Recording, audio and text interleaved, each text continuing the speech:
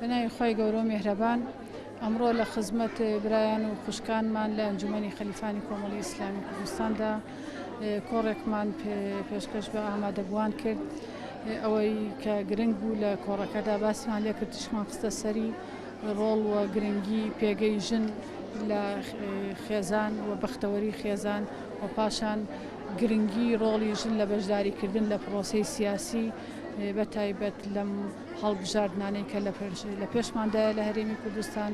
ژنان ئەتوانن ڕۆڵێکی زۆر باش و بەرجەستەیان هەبێت بەوەی کە ئەو مافەیان کە پێدراوە کە بەشداری لە دەنگداندا بکەن ئەو مافە بە باشترین شێوە بەکار بهێنن بۆ ئەوەی بتوانن لەم قۆناغە هەستیارەدا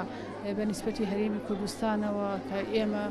لەم چەند ساڵی دوایە تووچاری زۆر کێشە و گرفت و قەیرانی سیاسی دارایی ئابووری کۆمەڵایەتی بووینەتەوە و قوربانی سەرەکیش لەم قەیرانانەدا ژنان بوون ئافرەتان بوون